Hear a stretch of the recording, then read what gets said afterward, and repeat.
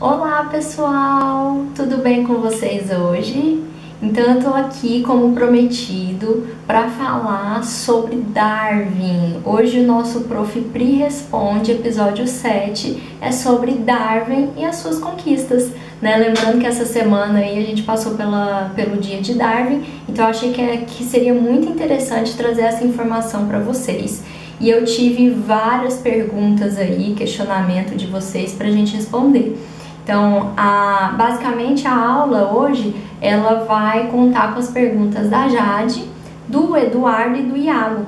Então, o que eles querem saber? Eles querem saber toda essa trajetória do Darwin, como que foi a história dele, né? Se ele era mesmo naturalista ou não, era biólogo, tinha família, como é que era? Gastava o dinheiro do próprio bolso. O que é a seleção natural, né? O Eduardo quer saber se ele também estudou os jabutis de Aldabra, que são jabutis também grandes, né? Só que localizado numa outra ilha de Santa Helena. O Iago querendo saber da relação de Mendel e Darcy, seria interessante aí, né? A gente discutir um pouquinho disso. Então eu trouxe todos esses questionamentos. Então a nossa aula ela vai começar com toda a trajetória do Darwin até a gente chegar no final lá com o livro A Origem das Espécies, tá? Que é o grande marco da carreira dele, apesar de inúmeras contribuições que ele tem ao longo do tempo. Então o prof fica... Não, eu chego a ficar arrepiada, porque eu sou apaixonada na história dele, é muito legal, né? E a ideia então é fazer essa trajetória, chegar lá no final sobre a origem das espécies. E então a gente vai falar um pouquinho sobre seleção natural e a gente fecha a nossa aula, tá bom? Então fiquem até o final, espero que vocês gostem aí da aula de hoje, que é bem extensa, mas tem muita curiosidade, muito legal. E curtem, compartilhem com todo mundo pra gente conseguir passar conhecimento mais adiante aí. Então vamos lá? Começando a história de Darwin então, pessoal. Como que é, né? Basicamente ele nasceu na Inglaterra, né? Em 12 de fevereiro de 1808, numa cidade que chama Shrewsbury, na Inglaterra, tá? O nome dele é Charles Robert Darwin, tá? E um pouco sobre a família dele, né? O pai dele era médico, e então isso daí já mostra, né, que ele tem um poder maior na sociedade, assim. Ele não era uma pessoa pobre, não. O pai dele era médico e ele começou também a seguir a carreira do pai. Ele começou com medicina, né, a estudar medicina com 16 anos, super novo, pensa, no curso de medicina, mas sempre foi muito curioso. Ele gostava muito de colecionar, né, bichos que ele encontrava em caixas, besouros. Ele gostava de colecionar conchas, tá, pessoal? E o pai não gostava muito dessas coisas, tinha medo dele ficar meio, sabe, não ter muito campo, achava estranho ele ficar só mexendo com essas coisas. Ele não influenciava muito não nas decisões dele, mas ficava meio assim, tá? Pelo que eu andei lendo assim da história, então é bem legal saber sobre isso. Então ele sempre se envolveu com ciências naturais, ele gostava muito, mas ele entrou para medicina. Só que logo depois que ele entrou para medicina, uma pessoa que gosta de ciências naturais viu que não era muito o negócio dele ali, né? Há uns relatos aí que ele fez uns experimentos, umas aulas práticas lá e não gostou de jeito nenhum, saiu do curso. E ele era uma pessoa muito ligada à questão religiosa também, tanto ele quanto a família dele toda, tá? Então ele começa, logo após que ele sai ali da medicina, uma carreira eclesiástica, né, para a igreja anglicana, num colégio chamado de Christ's, né, Christ's College, para virar pastor de igreja anglicana, pensa só, né? Então essa era a ideia dele, mas ele nunca abandonou as ciências naturais. Ele estudava muito, ele tinha encontros com pesquisadores para ficar sabendo, ele gostava muito, mas ele estava nessa igreja, né, nesse colégio aí para virar pastor mesmo, né? Ele gostava muito das questões religiosas, era muito ligado a isso. Olha só, né? A gente pensa, não, Darwin sempre agnóstico toda a vida, não. Ele foi uma longa carreira aí, mudou muitos conceitos ao longo da vida, que na verdade é o que acontece com todos nós quando a gente, né, vamos dizer assim, quando a gente abre mais a nossa mente para tudo que o ambiente oferece e tudo mais. A gente tem essa questão, né, quando é mais novo pensa de um jeito, depois vai amadurecendo, vai pensando de outro e tudo mais. Então isso aconteceu com Darwin também. E aí, ao longo dessa carreira, né, que ele estava lá estudando e tudo mais sobre ciências naturais, todo mundo já sabia, ele conheceu um professor que foi o Henslow, né, e esse professor é que indicou ele para a tripulação do Beagle, para fazer a viagem do Beagle, né? Qual que era a tarefa dele inicial? Era mapear os mares da região lá britânica, né? E as costas desconhecidas e também, consequentemente, coletar organismos, né? Ver o que tinha de bicho diferente, né? O que ele encontraram para relatar tudo. Ele basicamente fez, né, um mega diário durante toda essa viagem do Beagle, que é super conhecida. Era para ser uma viagem que ia durar só 2 anos, durou 5 anos, né? E aí é que tá. Mas ele tinha qualificação, ele não era naturalista, pessoal, né? Então essa é uma das perguntas também que chegou até mim, e ele não tinha qualificação acadêmica para trabalhar como naturalista, mas ele gostava muito e ele foi indicado para isso. Então ele falou, vou abraçar e vou. E aí é que tá, né? A tripulação dele, o comandante, né, era o Fitzroy, tá? Robert Fitzroy. E eles fizeram essa viagem ao longo do hemisfério sul todo. Eu já vou falar ali sobre os países que eles foram. Só que teve um problema grave que ele enfrentou aí com o pai, porque ele queria muito fazer a viagem, mas não tinha ninguém para custear. Tinha que ser custeado por ele. Não teve financiamento não, galera. Ele foi de boa, vamos lá, meu pai, por favor, me banque. E foi bem assim. Então, por isso que aí a gente consegue perceber que ele tem o quê? Uma condição financeira alta mesmo, né? Senão ele não teria conseguido viver 5 anos aí. O pai dele ficou mandando dinheiro para ele. Tanto é que teve algumas brigas e tudo mais, mas no fim o pai dele acabou aceitando e custeou toda essa viagem dele. E esse custo desse pai, eu acho que foi, né, assim, excepcional. Se o pai não tivesse pagado, a gente não saberia, assim, metade das coisas hoje, né? Então, a contribuição científica dele vai além de somente da ciência, tá, pessoal?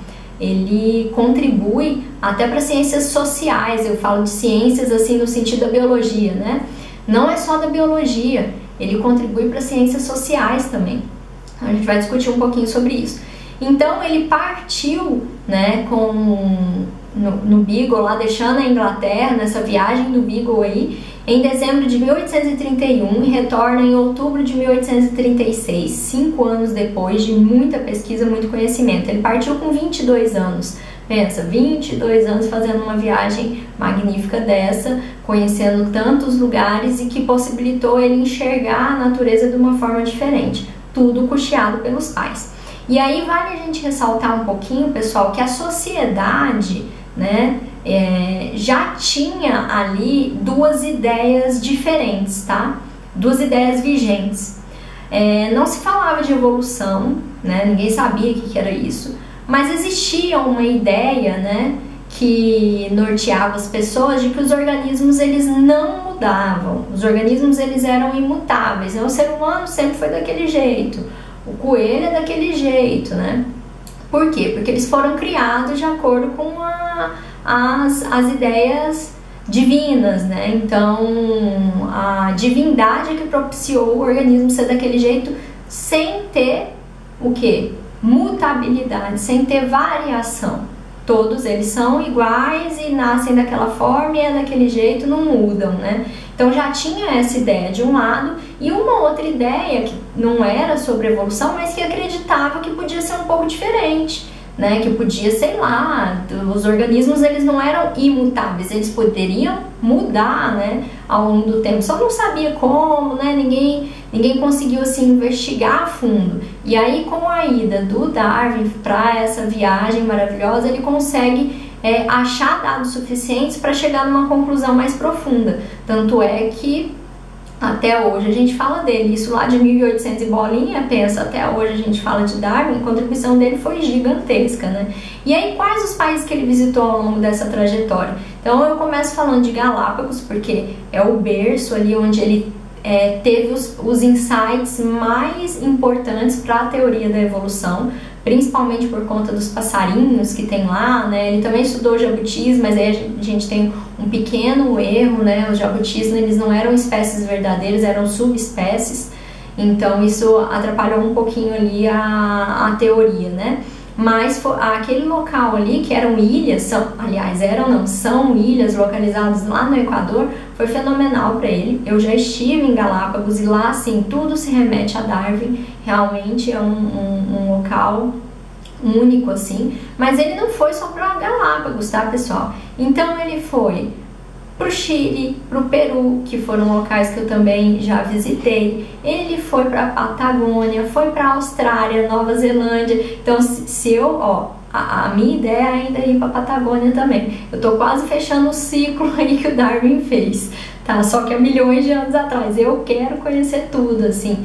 E é incrível, assim. Por quê? Porque esses locais são locais onde a gente tem uma diversidade muito grande de espécies, né? Então isso que chamou a atenção demais do Darwin, né? Além disso, ele foi também para o Brasil, tá? E aí a gente vai falar um pouquinho sobre isso. Ele aportou na Bahia, no Rio de Janeiro, conseguiu ali coletar muitas espécies e inclusive em Fernando de Noronha também. Então ele tem muitos dados do Brasil que a gente vai mencionar. E aí, respondendo mais uma pergunta de vocês, ele também foi para as ilhas de Santa Helena lá, né? Que é onde existem esses jabutis de Aldabra. Então, talvez ele também tenha estudado, identificado ou pelo menos observado essas espécies durante o seu trabalho. Apesar de não ter sido o foco, mas ele catalogou em mais de 5.000 espécies, né? Então agora a gente vai falar um pouquinho sobre essa visita que ele teve no Brasil, porque ela foi muito importante, tá? Então a gente tem vários historiadores, né, pessoal das ciências humanas estudando essa relação do Darwin no Brasil, que foi fenomenal, não só pela questão da biodiversidade, mas já menciono. Então o que o Darwin fala quando ele aporta no Brasil? É uma visão das 1001 noites, só com uma diferença: tudo é verdade. Ou seja, ele simplesmente se encantou com a biodiversidade daqui, coisa que até hoje quem é de fora do Brasil consegue perceber, e a gente, infelizmente, não é todo mundo que consegue valorizar essa natureza que nós temos aqui, né? Então ele se encantou porque foi a primeira vez que ele estava num local de floresta tropical. Então pensa, muita vegetação, muitas espécies, tudo novo. Ele veio lá da Europa, onde era mais frio, na Inglaterra não tem tantas espécies, chega aqui com um monte de espécies. Então ele catalogou milhares, não só daqui, mas, né, toda essa viagem que ele fez, não só do Brasil, mas de toda essa viagem que ele fez. Ele pegou, catalogou várias espécies, levou tudo, foi tudo levado para Inglaterra, né? Todo local que ele aportava, ele levava, né, esse material era enviado para a Inglaterra. E aí no Brasil teve uma questão muito interessante. Ele sempre foi abolicionista. E pelo menos segundo o que eu li, né, e fui investigando também, foi a primeira vez que ele tinha visto a escravidão tão de perto aqui no Brasil. Então ele teve uma sensação muito ruim, assim, ao mesmo tempo que a biodiversidade era muito boa, a questão do abolicionismo, né, a questão da escravidão para ele era muito pesado. Ele viu relatos, né, ele observou muito como as pessoas tratavam os negros, né, e acredita-se, e eu acho que isso também faz muito sentido, né, que a teoria da evolução, ela foi baseada também em algumas questões relacionado à convicção abolicionista dele, né? Já que todos os organismos, todos os seres humanos, eles vieram de um único ancestral em comum, não teria por que a gente diferir tanto as raças, né? A gente não poderia tratar um negro da forma como ele é tratado, né? Por quê? Porque ele é do mesmo jeito que o branco, ele tem a mesma linhagem. Então, assim, eu achei muito interessante isso, tem sido investigado até hoje, né? E nos remete, assim, a uma questão muito importante, né, do Brasil, lá na teoria da evolução, que ele vai fazer só bem mais tarde, né, mais de 20 anos depois. Então, a questão da biodiversidade foi muito importante, ele conseguiu identificar muita coisa interessante também. Basicamente, o impacto dele com essa biodiversidade foi virar e falar assim: de onde vem tantos organismos? Como que pode ter tantos aqui e lá não ter, em outro lugar ter de outro jeito? Então, assim, despertou esse interesse nele, mas também essa questão da escravidão, né? Por que tratar uma outra pessoa diferente se no final parece que todos vieram, né, de um mesmo ancestral comum? Então é muito bacana mesmo essa vinda dele pro Brasil, né? Essas descobertas que ele teve. E ele relatou muitos casos, tá, gente, da questão da escravidão, assim, que deixou ele magoado mesmo pelos relatos que ele escreve, né? Então ele coletou muita coisa, coletou muito bicho, coletou muita rocha, coletou muita planta, tudo era enviado para a Inglaterra, de forma que 5 anos depois, quando ele chegou na Inglaterra, ele já era famoso de tanta coisa que tinha chegado por ele. Foram mais de 5.000 peças, entre espécies fósseis, espécies preservadas, 5.000, galera, é muita coisa! Pensa só o tanto de espécie que hoje é conhecida por conta de Darwin, meu Deus! É muita coisa. Agora tem uma questão interessante aí que a gente podia mencionar, né? Nos dias de hoje, você não pode chegar em outros países e sair enviando tudo pro seu país não, né, galera? Então, cuidado, né? Licença para fazer coleta é muito importante. Na época do Darwin não tinha, a contribuição dele foi fenomenal. Mas hoje é preciso de licença, não é para sair enviando para tudo quanto é lugar, não. Não pode, tá? Ele chega, então, depois dessa longa viagem dele que ele teve, conheceu todos os lugares, uma biodiversidade imensa, um diário gigantesco, cheio de informação, ele chega em 1836, né? Em 1839 ele vai casar com a Emma. Então ele sim, né, construiu uma família também. Olha, pesquisador também tem família, gente, olha só. Então ele casou com a Emma e ele não teve só 1 ou 2 filhos não, ele teve 10 filhos, galera, 10 filhos. E escreveu um monte de livro, meu Deus do céu, como conseguiu fazer tudo ao mesmo tempo, né? Meu Deus. Enfim, ele ainda não tinha feito o maior marco dele, que foi a origem das espécies, mas ele conseguiu catalogar e fazer vários livros. Tem um livro muito interessante que chama Zoologia da Viagem do Beagle, né, que ele fala sobre as espécies que ele encontrou ao longo desses 5 anos, né, e assim, só por aí a gente consegue ver a contribuição dele, né, foram mais de 5.000 espécies catalogadas por conta dele, mais de 5.000 espécies identificadas, 5.000 espécies que deram insights para outras pesquisas, né. Isso daí é só o começo, porque a gente nem chegou ainda na teoria da evolução. Ele fez vários livros, né, mostrando isso daí. E assim, na verdade, a origem das espécies ela foi surgir só 20 anos depois, né? Então, por que será que ele demorou tanto? Primeiro que pesquisador tem essa questão também, né? Às vezes o material fica engavetado, né? Você fica meio assim, não sabe se publica, não, cansou de ver aquilo lá, porque ele tinha várias ideias, mas talvez ele ainda não tinha definido muito bem. E outra questão que eu li também é que assim, ele entrou num conflito muito grande, assim, porque pensa, ele estava estudando para ser pastor. E aí ele começa a ver que as coisas não são muito bem como ele estava imaginando quando ele estudava para ser pastor. Então ele entra em alguns conflitos em relação a isso também, até definir. Por quê? Porque ele sabia que na hora que ele fizesse um artigo, né, um grande trabalho mencionando tudo, a população podia reagir de forma diferente, não da forma como ele queria. Porque hoje a gente, nossa, Darwin, mas naquela época a gente sabia que tinha um grupo de pessoas que pensavam somente baseada na imutabilidade dos seres, que os seres não mudavam ao longo do tempo, né? Então ele passou por várias crises, assim, até realmente conseguir publicar. Então, dentre esses 10 filhos dele, eu acho que é bom mencionar também, porque faz parte dessa trajetória dele, foi muito importante, a morte da filha dele, a Anne, que foi a filha mais velha, só que ela morreu com 10 anos, muito nova, né? E isso daí fez com que abalasse um pouco as ideias dele, né, em relação, assim, a Deus. Ele ficou muito chateado mesmo com a situação que aconteceu, né, e ele começou também a pensar de uma forma diferente sobre o criacionismo. lógico que também pela coleta que ele fez, mas relacionado à perda da filha. Ele ficou muito chateado mesmo, então foi uma parte da vida dele ali difícil, né, pelo que eu andei lendo, assim. Então realmente eu precisava mencionar isso para vocês entenderem, né, até o final dessa trajetória. E aí ele morre em 19 de abril de 1882, ele é enterrado próximo a Isaac Newton, pensa só, né? Por mais que ele sofreu bastante depois da publicação da Origem das Espécies, por conta dos comentários, das pessoas que não acreditavam no que ele estava falando, né? Mas sobre a causa da sua morte ainda tem alguns questionamentos. Tem gente que fala que foi de ataque cardíaco, mas eu não tenho certeza se foi disso mesmo, tá? Porque existem alguns questionamentos ainda do que realmente ele poderia ter morrido.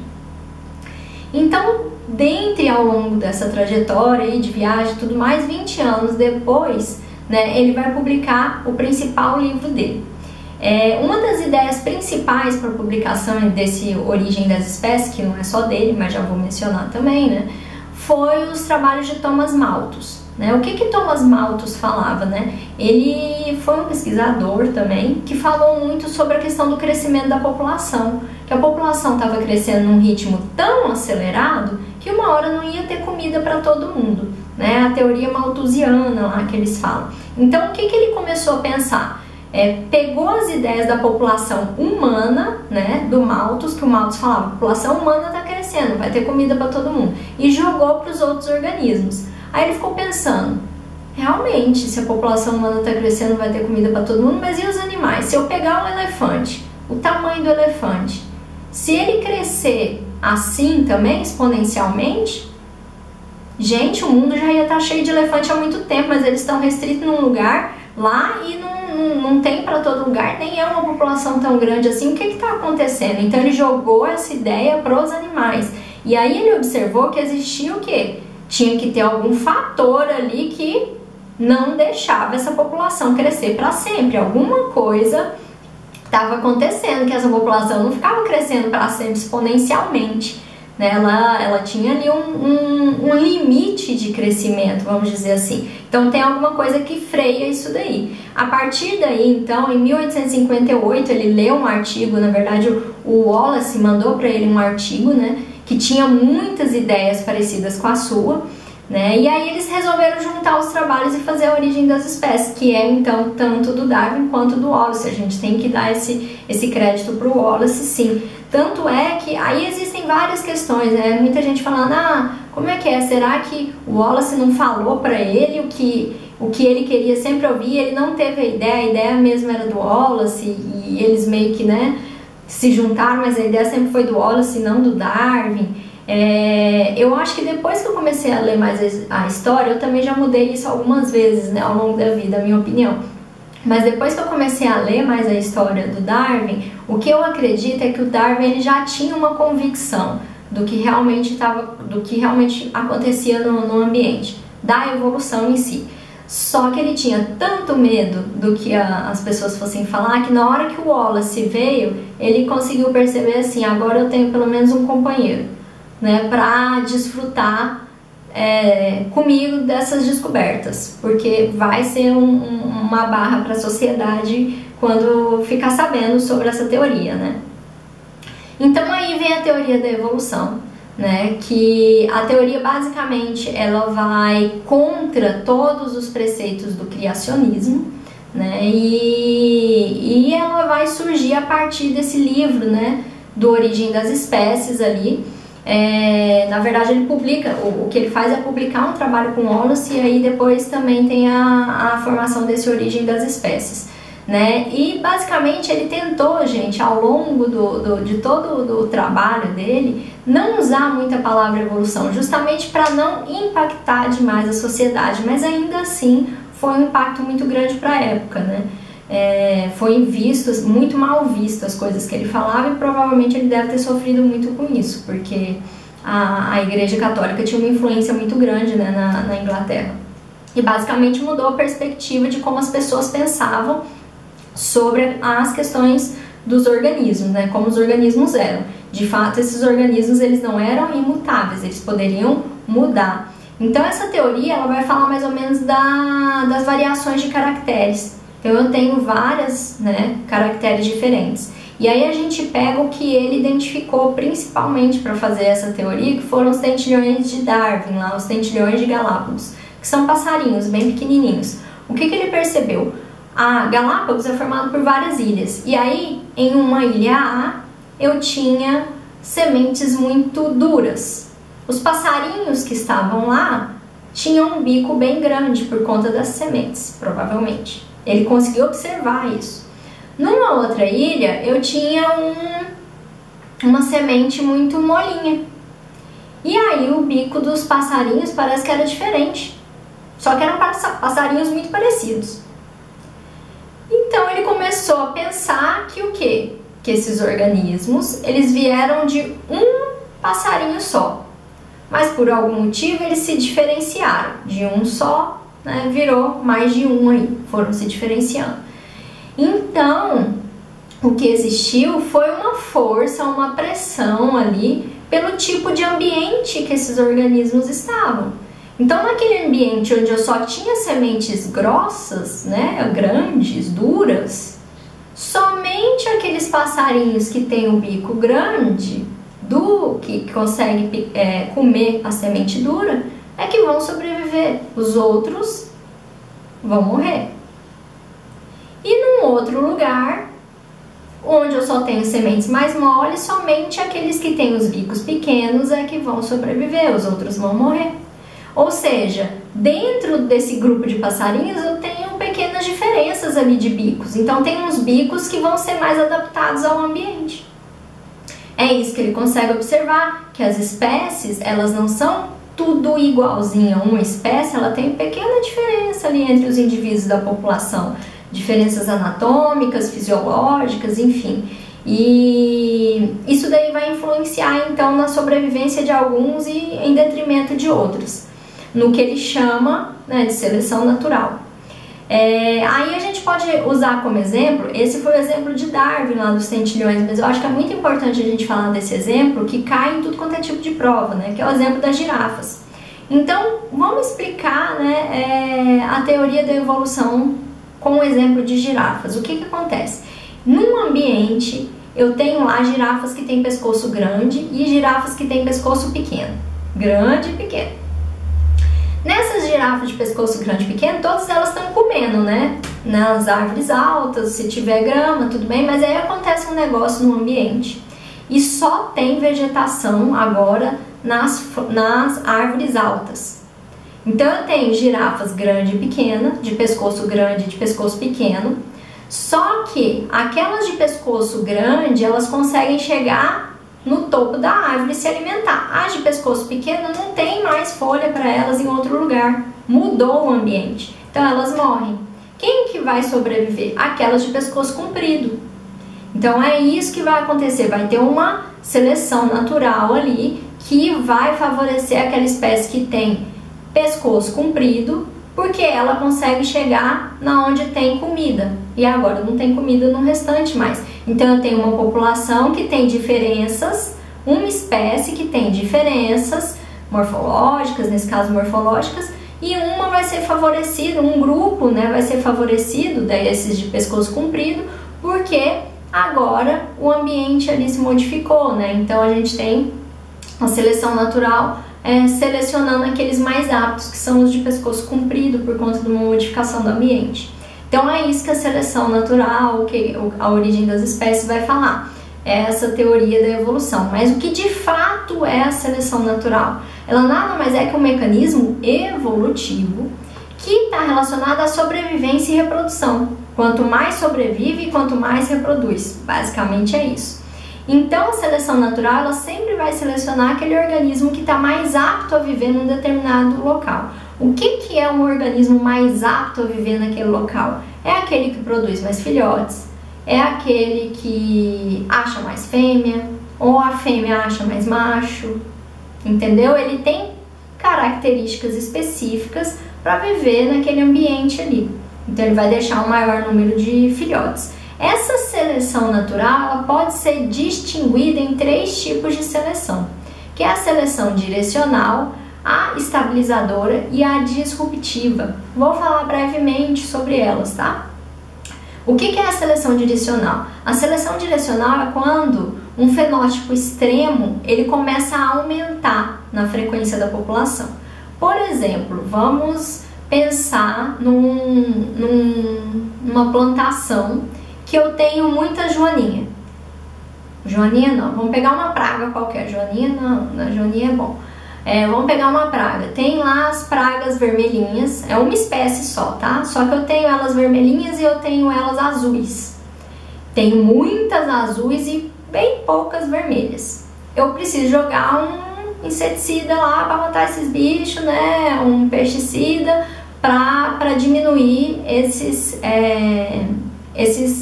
bichos lá na minha plantação, porque estão acabando com a minha plantação. Na hora que eu jogo inseticida, o que acontece? Eu mato os azuis, mas os vermelhos não.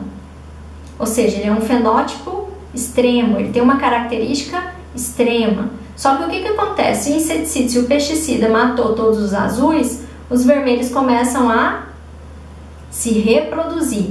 Se eles estão reproduzindo muito, o que eu falei que é ser mais apto? É reproduzir, é conseguir sobreviver. E aí ele começa a crescer. Então a seleção natural selecionou esses vermelhos. Os azuis morreram, os vermelhos sobreviveram. Isso é um tipo de seleção direcional, porque está direcionando para um fenótipo extremo, que nesse caso é o vermelhinho, né?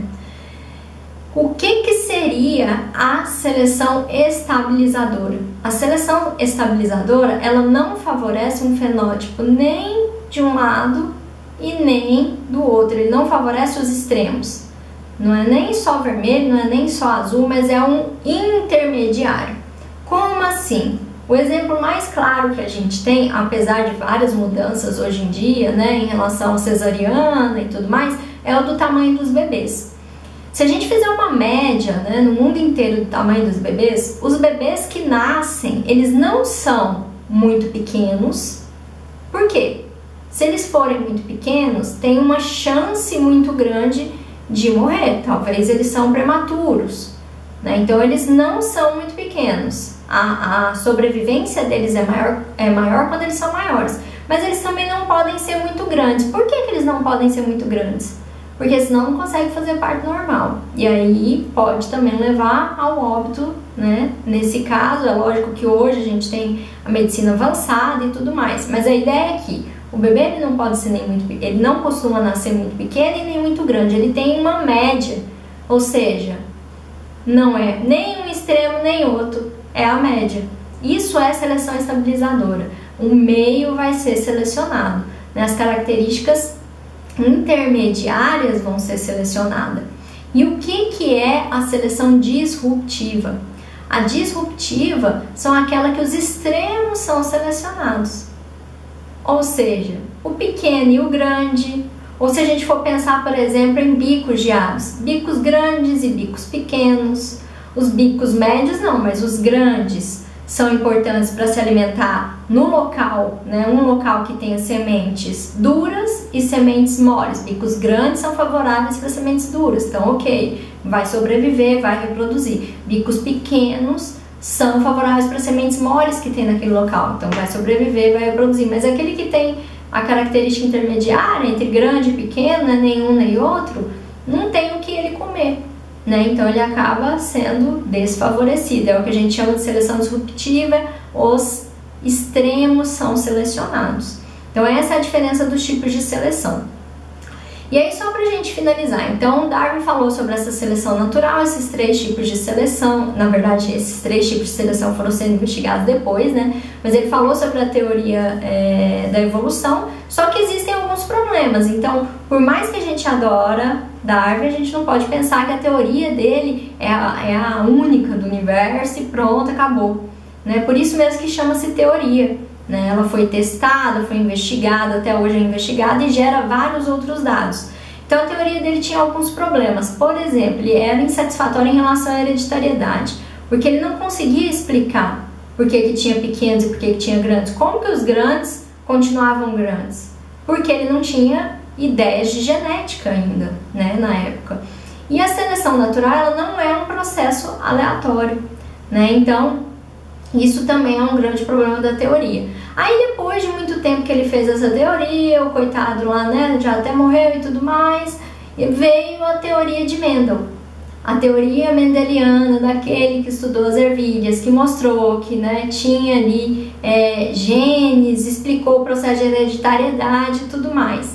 Então aí é que está a relação de Mendel com Darwin, né? Se colocasse os dois juntos, como é que seria só? Nossa, ia ser explosão de conhecimento para todo lado, né? Então, a partir dessas ideias de Mendel, surge o que é chamado de síntese moderna, que é a teoria evolucionista aprimorada. É a teoria de Darwin com as ideias de hereditariedade, né? Então, associa a seleção natural com a hereditariedade mendeliana. Ela foi proposta por Dobzhansky, né? E que definiu que, na verdade, uma mudança de frequência de alelos dentro de um pool gênico é que vai favorecer e vai fazer com que a evolução exista. Ou seja, a evolução só existe por conta desses conceitos que nós temos de hereditariedade, transferência de genes. Essa síntese moderna, ela vai envolver os preceitos de mutação gênica. O que é isso?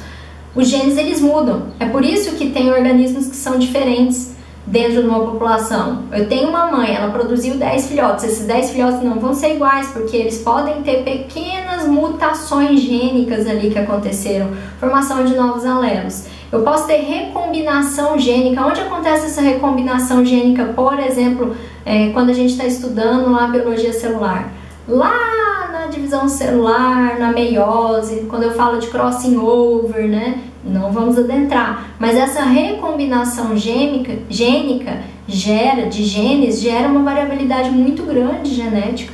E essa variabilidade, que é essa diferenciação, faz com que os organismos se diferenciem em pequenas coisas. Então não é só na morfologia, pescoço grande, pescoço comprido, pequenos detalhes que podem fazer um ficar mais apto que o outro no ambiente e esse ser favorecido e continuar a reprodução enquanto o outro não é.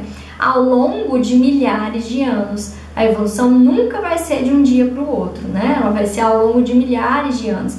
E a evolução também, pessoal, não é o quê? Linear. Não é que o macaco virou o ser humano.